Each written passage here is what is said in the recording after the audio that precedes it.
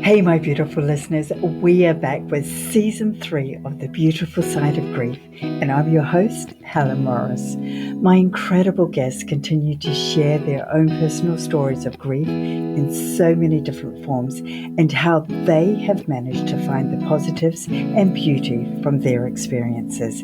And I hope by listening to these honest, heartfelt accounts, you can find the tips, insights, resources, and strategies you need for where you're at here and now. And maybe one day even find a beautiful side to your grief like I have. So share away, as I would love this podcast to reach as many who need to hear it as possible.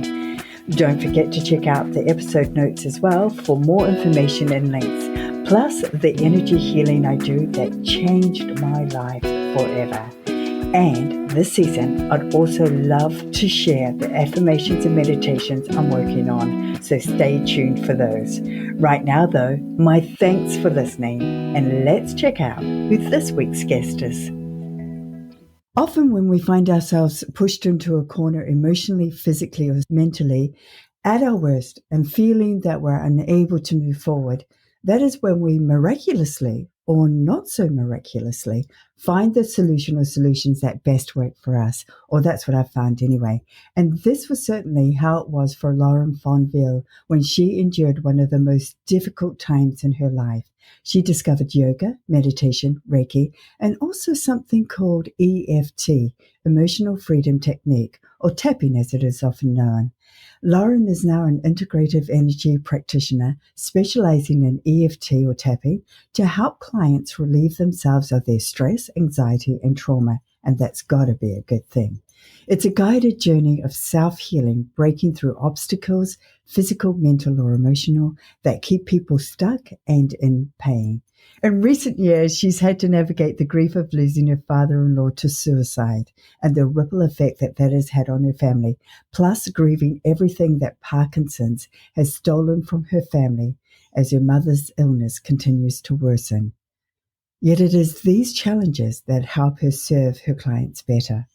I've set the intention for this episode of leaving you with a better understanding of just what EFT or tapping is all about and how it can help you in your daily life, regardless of what you may be facing. And why do I set intentions? Because it helps me have a clear understanding of what I want this chat to focus on, so you are left better informed. And as always, you have my heartfelt gratitude for listening in, and I'm sending you love, hope, and happiness as you navigate your own journey. So, Lauren, it is an absolute pleasure to have you with me today. Thank you so much for having me. I'm grateful to be here today. Let's start with understanding how you found yourself as an integrative energy practitioner specializing in EFT. What was it? What was that defining moment for you where you were really anxious and stressed out and in one of the most difficult times of your life? Yeah, it really all started right before my husband's most recent deployment. At the time, we had 2 young kids, and we got news of this deployment, and it was unexpected. And my anxiety just skyrocketed. And I had to do something. I knew I had to do something to feel better.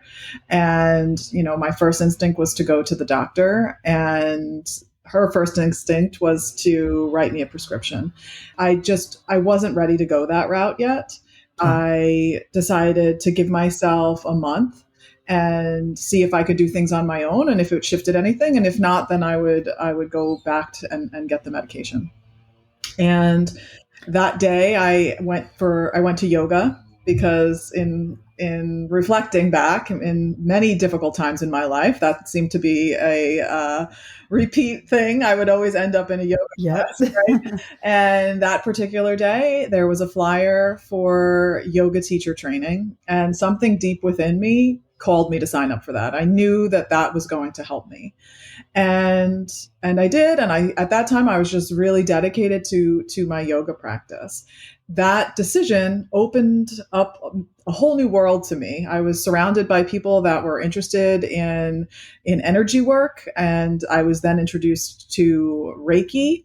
and studied under a Reiki master that also attended the yoga studio. Then I started getting into meditation and eventually was introduced to tapping. And so for me, it was really this process of just exploring different things that caught my attention, that intrigued me, that I thought could help me feel better. And they did. And as time went on, then I started sharing them with other people, and it's really brought me to where I am today. But tell me, the deployment wasn't just for a few months, was it? We're talking a long period of time, aren't we? So, when we first got the news we didn't know how long it was going to be. So in my mind, I was trying to prepare myself, right? And we had done previous deployments. So I thought, okay, 6 months, maybe 8 months, I can do it. I was talking myself up. We can do it. I'll be fine. And then we found out it was going to be 13 months. And that just it just pushed me over the edge. Like, come on. Yep. With two young kiddies, definitely. And so that's what we had expected. And the deployment was that long. That included training beforehand and then things afterwards. But while he was over there, he ended up tearing his ACL. And so because of that, he obviously had to get treated, and that needed to get fixed when he got home. And for reasons that I don't think I will ever understand, he had to do that in a hospital that was down in Virginia, and we live in Delaware. So even when he was back in the United States, we continued to have to live apart because he was recovering there and he had to do all of his rehab there. And, we would see each other on the weekends, but ultimately we ended up living apart for 22 months. And wow. Yeah, it was a long time. It was a long time. Wow. I'm really glad that you went for the search of these modalities really early in on your journey. Because just imagine, can you remember back to what you felt at that time? Like, was it like, how was the stress and anxiety manifesting itself in your body? Yeah. Well, I was having panic attacks. There was periods of time where I was waking up in the middle of the night, just unable to catch and fear, just a lot of fear was just washing over me, and it just felt paralyzing. And that's no way to be, that's no way to live. And I'm just glad that, now in hindsight, I'm glad that everything happened the way that it did. There was a reason for it, In the moment, obviously, I did not understand what that reason was, but yeah, now looking back, it's like I had to go through that to get to where I am today, to really be able to understand some of the pain that my clients are dealing with. Yes, and it's a beautiful journey that you've been on, discovering these modalities. But what is it about EFT in particular that really has stolen your heart and, allows you to help others first and foremost with this? I think what I love about EFT is that there is a lot of science behind it, and there's a lot of studies that back up why it works. So that helps my brain to kind of process all of it. But I think the reason why I love it so much is because it works and because it's so simple, and it combines the physicality of it with actually tapping on yourself and the emotional part of acknowledging how you're feeling. And it almost can feel, I hate to say it, but magical at times, because it's like you can feel such an intensity in the beginning when you're first starting. And then as you move through it, you're like, oh, it feels a little silly now that was even causing me so much angst, Okay, so to the uninitiated, it just looks like you're just randomly tapping different parts of your body. And how can that possibly do any good for you? So let's look at the science behind it. Let's explore what that science is and why it works so well. Yeah. So what I like to say is I like to compare it to acupuncture, because people are more familiar with acupuncture. So when you go to an acupuncturist, they take those tiny little needles and they put them in at certain points of the body. And with tapping, we are tapping on certain points of the body. And those points that we're tapping on are the end points of the meridians. And the meridians are how energy moves through the body. So as we tap on these points, what's happening and what these studies have shown is that as you tap, it's sending a message to the amygdala in the brain. And the amygdala is the part of the brain that controls fight or flight. And it's been shown to reduce the amount of cortisol that's pumping through the body by up to 43%. And that was a study that was Wow. done by Dr. Peta Stapleton. And I mean, that's phenomenal. That's a phenomenal shift that, Yes. like, there's literally the answer is literally at your fingertips, and that just tapping and saying aloud how you're feeling can reduce the cortisol. And cortisol is the stress hormone. So if you can reduce that, Yeah. you'll start to feel calmer. Yes, because it is fear that keeps us trapped. And when we keep in that cycle of fear, we just tend to just stir our whole entire body up. And then we can't even move forward. We get to that point where we become numb or just totally lost of what the solutions are. But what you're talking about is that when we start to acknowledge what we're feeling, acknowledge that fear, it's not so much having the solutions of how we're going to deal with what we're fearful about. It's just simply acknowledging it to begin with, isn't it? And that is a key to it. Yeah, because so often we think the same thoughts over and over and over again in our Yeah. head. And sometimes the simple act of saying it out loud, that in itself can begin to create a shift, because you say it out loud and you're like, oh, that sounds ridiculous. Like, even though, your brain has been Yes. saying that to be true, wait a second, that's not true. And that's very helpful when you're in that state of heightened anxiety. Is there a wrong or right way to be doing it? Like, can you get it wrong? No, I always say there's no wrong way to tap. I mean, there are the tapping points that are typically used. And so knowing where those are can be helpful. But if you skip a point, it's fine. If you don't like a point and you want to skip over it intentionally, that's fine. You don't have to count and tap a certain number of times on each point or anything like that. You just kind of go with the flow, listen to your body. Most people will have a point that they really like the most, that they're drawn to the most. And I always encourage people to pay attention to what that is. And just know that if you're in a moment of feeling overwhelmed, just go to that one particular point and just tap and breathe and see if that can help you to feel calmer. That's such good advice, because I was just about to ask you if there's just one point that you can use, because I think sometimes when people go into these modalities and they make it a little bit hard for themselves by trying to think that they have to remember all the steps perfectly and remember all the words that go with it, instead of just listening to their body, listening how they feel, because even a little bit, even 30 seconds is better than nothing at all Right. to help Every little bit relieve helps. stress. that's That's Yeah. exactly right. And it's about finding what works for you. What works for one person isn't always going to work for the other person, which is why I always encourage people to try different modalities. If you're the, least bit curious about it, check it out, take a class or sign up for a workshop, explore it. There's a reason. I always feel like there's a reason why you kind of get that nudge of curiosity. And, it's not to ignore it. It's to explore it. And it's just like you mentioned right at the beginning, you had this deep sense, this deep feeling that, you needed to do that course when you went to that yoga session. And that's what people should listen to. That's often, your voice talking to you, say, come on, let's do this one. Let's give this a go. Okay. How quickly can people see results when they use this technique?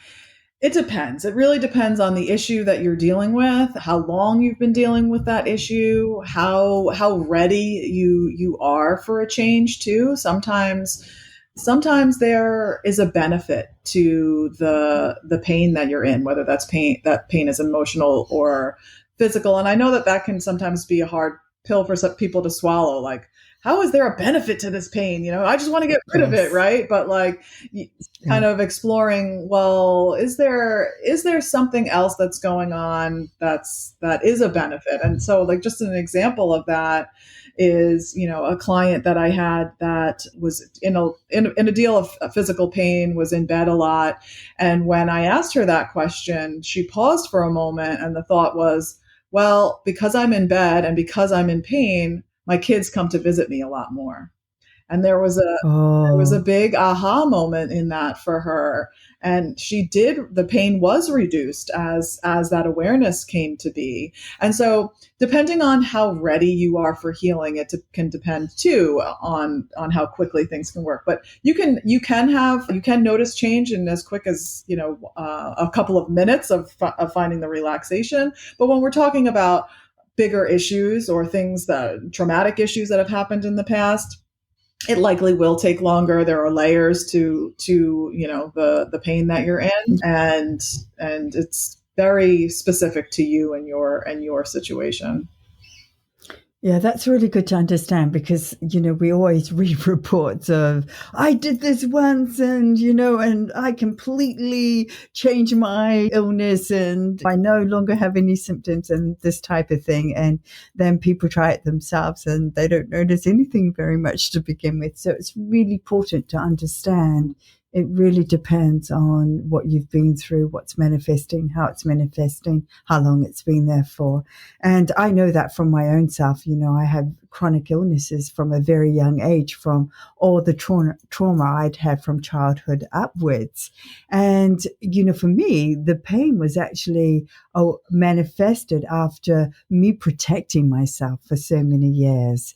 And once I sort of understood that I no longer needed to protect myself and it was okay to actually face this pain head on, that's when I started to get the breakthroughs that really, really helped with that. And that's good for people to understand as well, isn't it? Yeah, absolutely. It can take time, and that's okay. It's a process, and it's a practice. And even if you are one of those people where you see a big shift right away, that doesn't mean that all your problems are solved. It's likely that, like, life happens and things creep up again, and so it's really Yep. a tool that you're going to need to continually use throughout your life. Good point. We never get to that state of being perfect, do we? Hey, let's talk about people that go through grief where they lose somebody very, very dear to them and they just have that immense, overwhelming grief that almost numbs them to the point they can't move forward. Mm-hmm. Have you experienced any clients with that? And how has this technique in particular helped them start to move it? I know it's probably going to be similar to what we've discussed, but because I deal a lot with grieving people, I just want to help them understand that this is a really good technique with grief. And sometimes the grief we have can be... What am I trying to say here? The grief we have can be made worse by everything else we're carrying in our life. Mm-hmm. And suddenly one big event happens and the whole house comes tumbling down in on us. Yeah. So are you just able to sort of talk us through that a little bit? Sorry, it's a bit muddled, isn't it? When you lose someone that's close to you, obviously there's going to be a lot of emotion that comes up. And what I've found in working, I'm thinking of one client in particular that it was almost like she felt guilty for carrying so much sadness because she was trying to be there for her kids and for her husband, and she didn't want them to see her sad. And so it was almost like she was denying the sadness, trying to show up for them, but not showing up for herself. Right.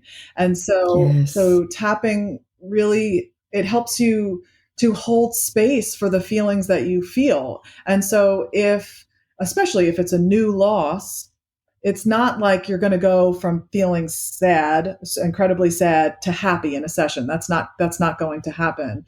But what is going to happen is that you're going to really hold space for yourself and allow yourself to feel the sadness. And in doing so, it can help you feel a little bit lighter, if that makes sense, because the weight of it, being seen and being heard when tapping, I'm thinking of doing it with a practitioner, but you can also do this on your own. Although I would say when you're dealing with traumatic stuff, and sometimes grief can, there's trauma related to grief, it can be helpful to do that with a practitioner who can really guide you through that. But it's allowing you to have what you're having, if that makes sense. Like you are allowed to have these heavy feelings. And if that's where you're at, allow yourself to feel it, not only emotionally, but physically. Where do you feel that in your body? And you can tap on the description of how that feels in your body. Sometimes people are really visual in that they get a mental picture of what that looks like in your body. Maybe it's a storm, maybe it's a heavy brick that's sitting on your stomach, or whatever that may be. And you can tap on that. And interestingly enough, the picture tends to change as you tap on it, and as you allow yourself to say how you're feeling. And those feelings sometimes it can be related to other things that you're not even cognitively aware of, that are kind of feeding in to the grief as well, but that might not be directly connected to the loss. So you're just getting insights of those as you're tapping. It may be thoughts that come up, that maybe you've not been aware of, that just suddenly pop into your head. Yeah. Is that what you're talking of? Yeah, exactly. Because your subconscious mind kind of just starts to do its thing, and it can sometimes bring up memories of something else. So, maybe this loss is triggering feelings from a past loss that you had that you didn't even realize, is being compounded in the experience presently. And so, the thoughts can come up, and as they do, you explore them, and you say out loud what those thoughts are as you're tapping on these points. And you really just connect the dots. It's like the little breadcrumbs one at a time, and you don't necessarily know which direction that you're going, but that's kind of how tapping works. Yeah. So it's not a bad thing that when you're tapping, you start to get these memories that maybe you've repressed or just haven't been aware of, that may be a little bit negative in nature, because what you're actually doing is bringing them to the surface to release out of your body. So let's understand a little bit for those who are still not getting the picture. So you're tapping. So what are you doing when you're tapping? Are you sending energy down the meridian to clear any blockages, or is the energy, because each meridian, I understand, is related to a body part, and you can trap emotions anywhere in your body, can't you? Yes. So when you're tapping on a certain part and connecting with a certain body part, is that when you're able to release that energy? Is that how it works? Yeah, it does help to get the energy moving, right? So the energy can be stagnant. And I know that when we talk about energy in general, it can seem very out there to people. It's not, it's not easy to describe because it's not something that we can physically see. But I like to think of it in my mind just how our blood flows through our veins and our blood vessels. Our energy flows through our meridians. And so if there's a block of any kind, then it's not moving. And so yes, tapping on those points helps to get the energy moving. And then the added component of saying out loud how you're feeling begins to, assists with helping that energy to move so that we can move through it. Because when we think of these experiences and the emotions associated with them that we've been having, a lot of the time, we don't like feeling sad. We don't like feeling angry or frustrated. And so we push that down and we try to ignore it, and we try to focus on something else. And while that can help in the short term, that does not help you in the long term. It's going to catch up with you eventually. And so while it can maybe seem a little bit overwhelming or scary to allow yourself to really feel all of this sadness that you're having, the sadness that you've been avoiding feeling for so long, there is real healing power in allowing yourself to do that. And when you do, it's like you're not having to run from it or anymore. You're running through it, and you can get to the other side that much faster. Okay, so are we able to have like a little quick example of that, where you say, give us an example of where you're tapping, like, maybe, I don't know, above your eyebrow or whatever like that, and what you would say as you're doing that, just so Yeah, we can we go get through an a little understanding. example. So Yeah, sure. I'll do a round of tapping, and I'll just say the words, and we'll focus on you. You'll start by acknowledging how you feel in the moment. So if we're talking about grief and we're talking about sadness, on a scale of 1 to 10, pick a number as to, or try to identify on that scale, how sad are you in this moment? 0 being not sad at all, 10 being extremely sad. And the reason why we do that is just to have a gauge and that we can check back in with. So that's the first step. Then we just start tapping on, we're going to start on the pinky side of the hand. So I'm using my right hand to tap on the left pinky side of the hand, but you can also tap with the left hand onto the right pinky side of the hand. Either way, it doesn't matter. So we're just tapping into the fleshy part? Yep, the fleshy part on the bottom part of the hand. That's right. I'm using my 4 fingers minus my thumb to tap on the pinky side of the hand. And at this point, we would use a sentence like, even though I'm feeling really sad, I love and accept myself. And so you would say that sentence, and you would say that sentence 3 times. Even though I'm feeling really sad right now, I love and accept myself. Even though I'm feeling really sad right now, I fully love and accept myself. And then we're going to move to the next point, which is right at the top of the head, the crown of the head. And you can use an open palm to tap on it, or if you wanted to bring your fingertips together, you could. I prefer to do it with an open palm. And here we would just repeat, and we would say, I'm so sad. And then we would move to the next point, which is the start of the eyebrows. So I'm using the index finger and middle finger at the start of the eyebrows on both eyebrows. And again, we would say, I'm so sad. And then we would move to the side of the eyes, on the eye bone, on the side of the eyes. I'm so sad.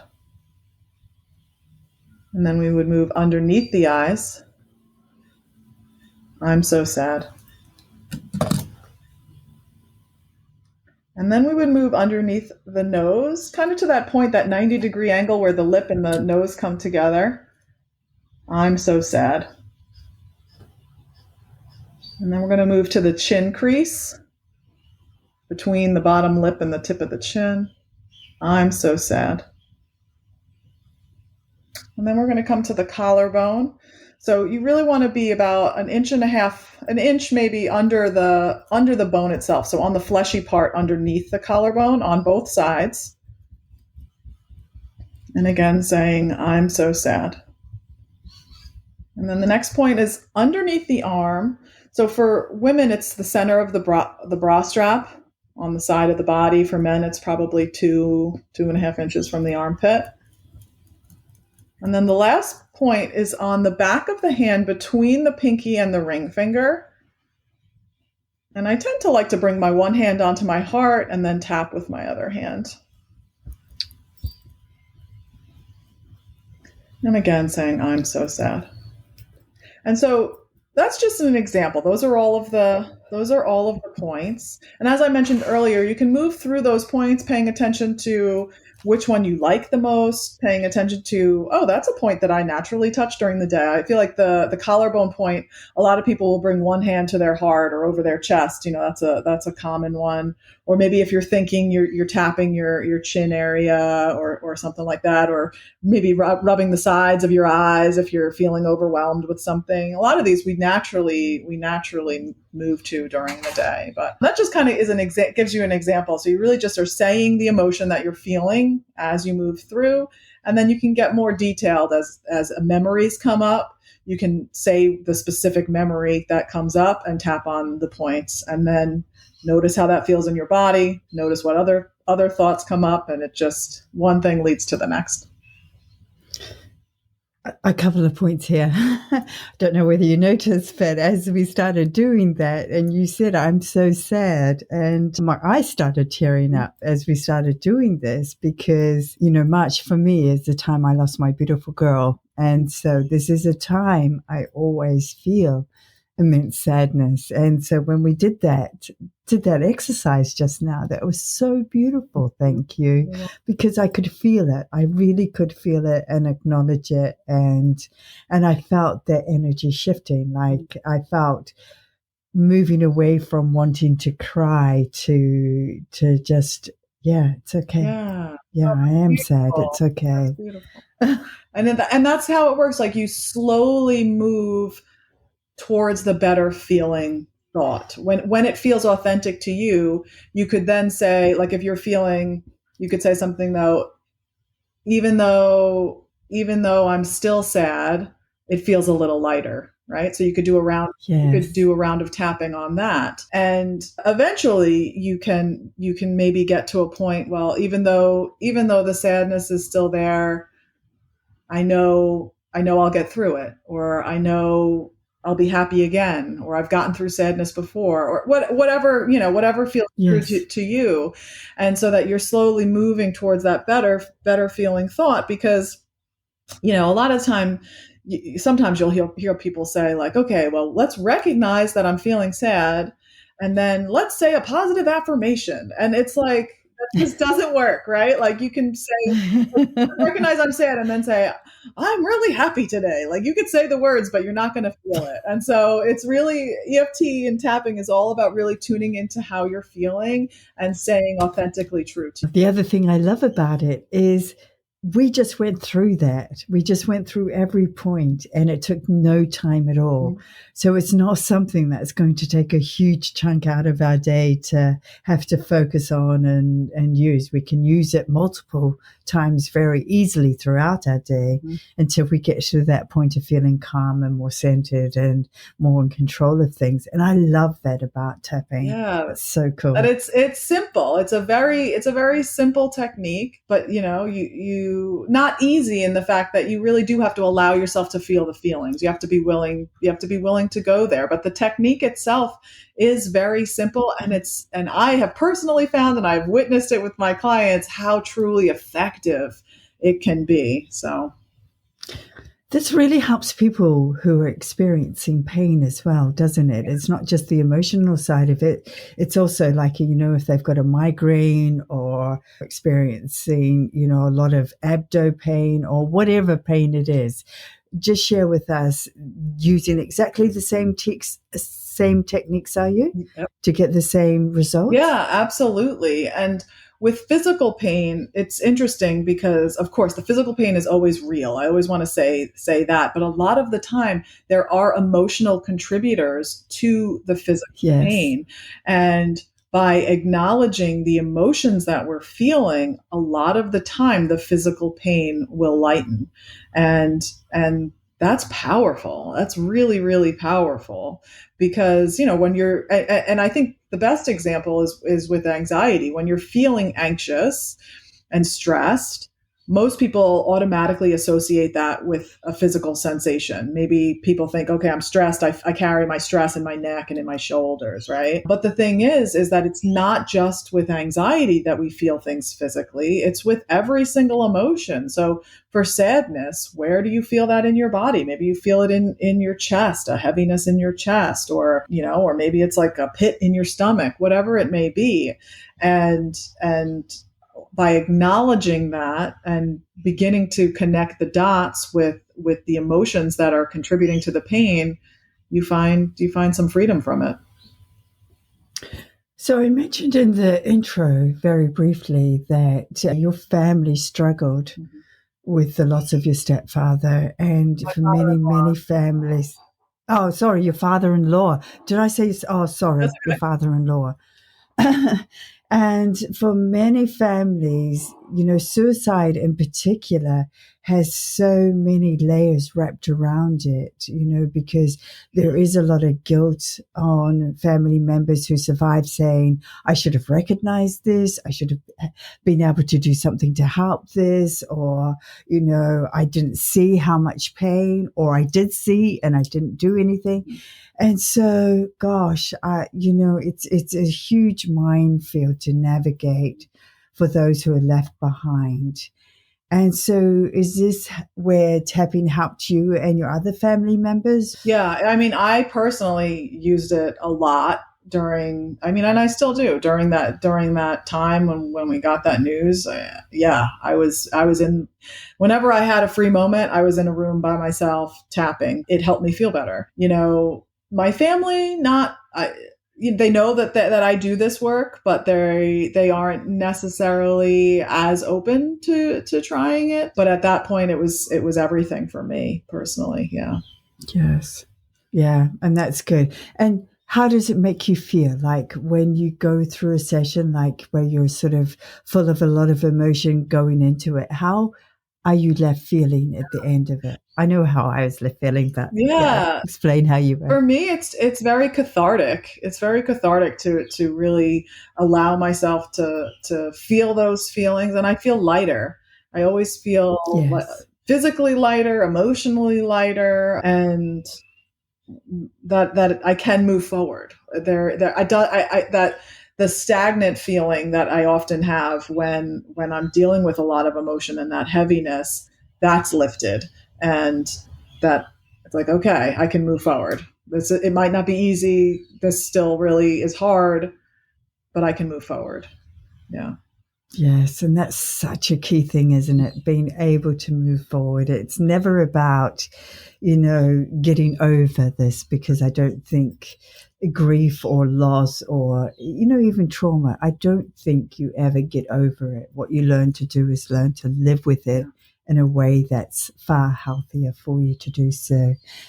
I want to talk a little bit now about trauma and inner child trauma, because this is something that many people never knew existed. And it's in the past, probably decade, it started to raise its head and get more traction. More people are talking about inner child stuff now.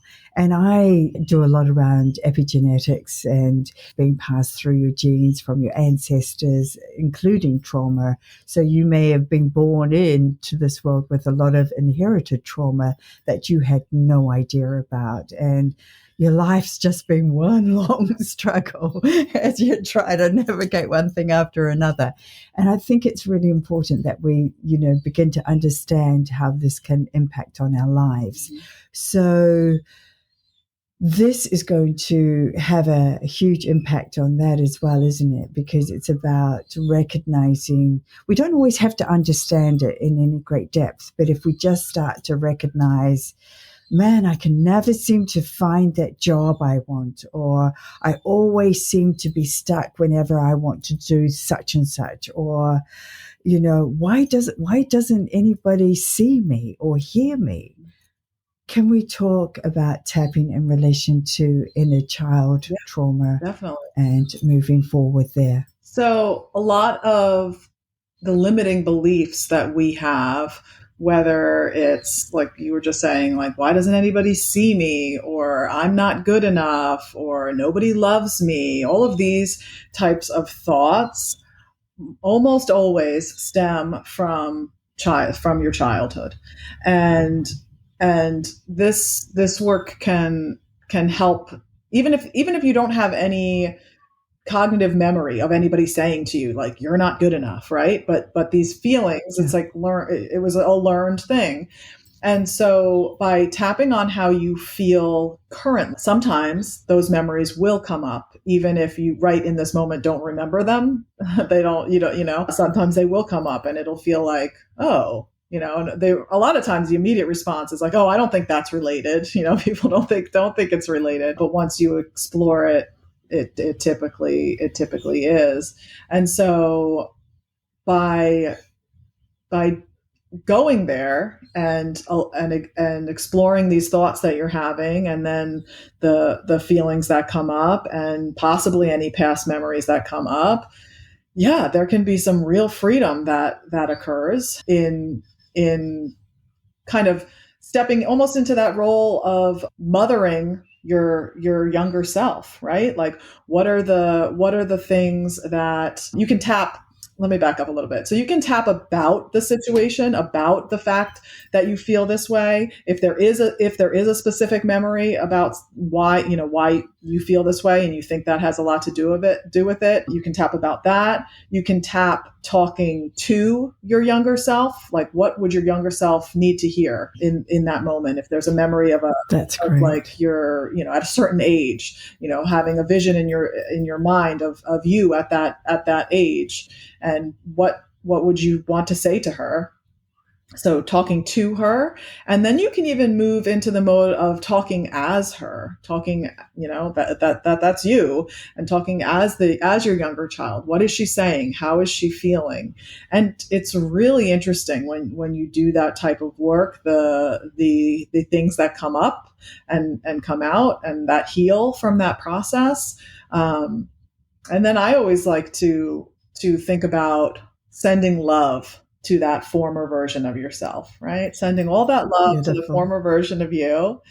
And in doing so, it's also recognizing that the future you is sending love to you now, right? And so I just feel like, yeah, Beautiful. I feel Yeah. like that's such a beautiful thing. Like to know that you now is saying to little you got through this, you're here, you're strong, you're a fighter, it's going to be okay. And then knowing that your future self is doing the same exact thing. So whatever you're experiencing right now, however intense it is, future you is cheering you on and supporting you every step of the way. Oh, love that. I love that. Lauren, let's compare now the benefits, because obviously people can go out right here and now and even Google EFT or tapping and start to get tapping underway. But I want our listeners to understand the benefits of going through somebody like yourself just to get these processes cemented and underway so that they truly get the full benefits of it. Yeah. So, like you said, yes, there's tons of videos that are available, and I have tons of videos on my website too. And I do find that those can be helpful for people to get started. But Yes. what makes EFT most effective is using your own words, right?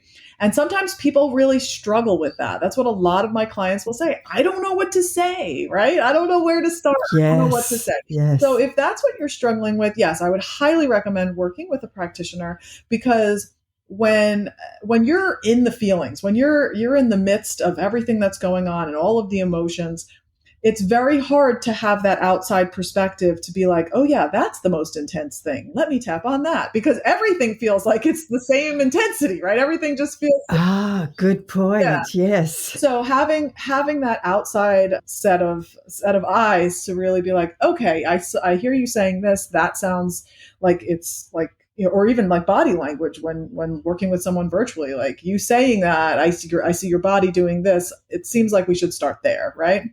So Yeah. that's one benefit of working with a practitioner.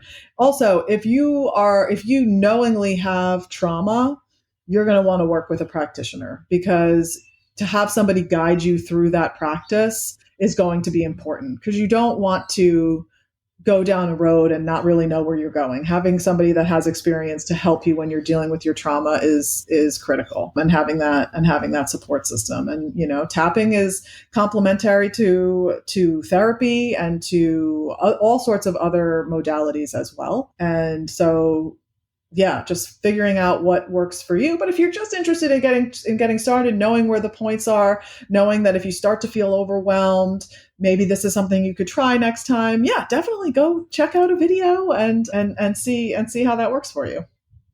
Oh, I love that. That's good. You really good advice there. And I definitely concur. If you've got trauma, make sure you support it, because, you never know what's going to come up. And sometimes that can leave you in a worse situation if you don't have good support around you. Yes. So I'm always looking out for everybody, because, for me, I was in that situation many, many times. I didn't know what I didn't know. And yes, it can just make that journey difficult. You also, Lauren, talk about the power of our breath and the importance of breath. Mm-hmm. How does that fit into all of this? Yeah. So, of course, we're always breathing, right? Yes, hopefully. Right. And so with tapping, being mindful of your breath and really taking those full breaths in. And our breath can tell us a lot, like if you pause and you take a deep breath in right now, and when you're breathing, maybe the breath feels choppy on the inhale or the exhale. Maybe the breath feels tight in the chest at some point. That can also be emotional. There can be emotions attached to that flow of the breath. So being mindful of that through the practice is important. But as a yoga instructor, also breath, connecting the mind and the body through the breath is a beautiful, beautiful thing. And so I'm definitely all about different types of breathing techniques, whether it's, square breathing or circle breathing, the water flow breath that I love so much. All of that really just helps you to come back into your body and be in the present moment. And I think that's what all of this work is all about. Being in the present moment, feeling good in your body, feeling calm and at ease and at peace, and knowing that you deserve that. Everybody deserves to feel good in their body, and don't give up on finding what works for you. If you haven't found what works for you yet, keep looking. There is something that can help you. And I do truly believe that all of the answers are within.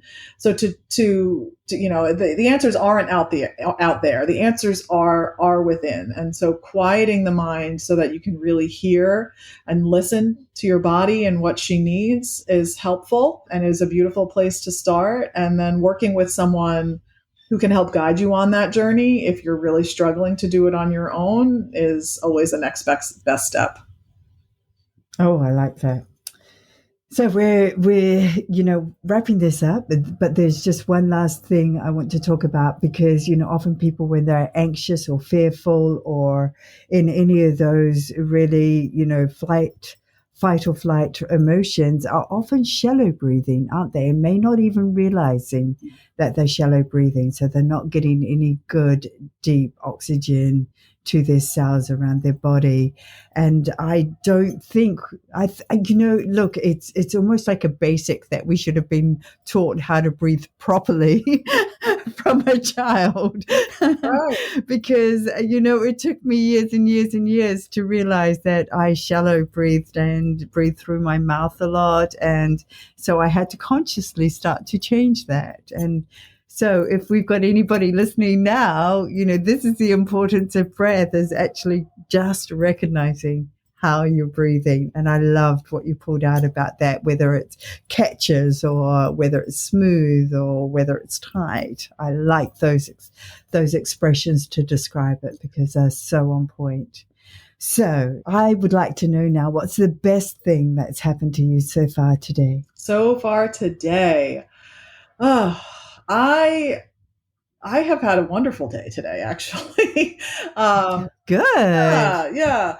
So I had a really wonderful call this morning, and working with a client, and her having a really amazing shift and awareness. Yes. And being a small part of people's journey is such an honor for me. And when I get to witness something like that, I am forever grateful. So I would say that's probably the best part of my day. Oh, I so know what you're talking about, because when I do energy work with people as well, you can feel it, you can hear it in their voice, you can feel it in their energy when they've just made that shift or that breakthrough. And it's such a cool feeling. Yes, I agree. So what is your proudest moment to date My proudest in your moment. life? I think my proudest moment is just being a mom to my Yes. beautiful babies, and watching them grow into good people, helping them along the way. I think that's what I'm most proud of. When you have moments in your day, as we all do, when things go a little bit dark or a little bit skew with and unexpected, and that, how do you pivot away from that and get yourself back on track? What's your really number one go-to? Yeah. I will usually go up to I have a little meditation station up in my bedroom. I'll go up there. Maybe I'll tap for a few minutes. I'll pull myself an angel card and just really try to acknowledge how I'm feeling, and then choose again. I'm all about choosing again. We always get to we have Yes. that option over and over. So, yeah. Yeah. Each moment is a new opportunity. Mhm. Yes, yes. And what would you like to leave our listeners with? We've had a great chat today Yes, about EFT. yes. So what are the key points that you'd like to leave them with? I think the main thing is that the answers are within, that your body is innately intelligent and knows what she needs, and you are fully capable of giving her everything that she needs. It's figuring out the process, and figuring out what works best for you. And I do have a free masterclass on my website. So if people have enjoyed listening and want to learn more about tapping and more of the science behind it, they can find that at mindshiftwithlauren.com/masterclass. Oh, that's great. And they can also book a free call with you as well, Yeah. can't they? And If they want to. Yeah, no, that would be amazing. If you would want to hop on a call, my scheduling link is talkwithlauren.com. Yes, so I'm going to have all those links in the episode notes so people can go and find those easily, as well as your website and other social media links. And that, I have to say, Lauren, it's just been such a pleasure talking to you today about a technique that can literally help us with anything emotionally, physically, and mentally. And truly, you have given us in the time we've had, you've given us a really good run through, I believe, of how this can truly help others. And I'm really grateful for that. So Thank thank you. you, thank you. This has been a pleasure to be here chatting with you. I've loved it, and I'm grateful to be on your podcast. Thanks for listening. I hope you got some real value from this episode. Let me know how I'm doing, or if there's a topic you'd like covered, by clicking on the Healing to Be You Gmail link, or going to the Healing to Be You website. To get notified of new episodes, hit the subscribe button, and please share if you know of someone who could benefit from this episode. Until next time, be kind to you and take good care.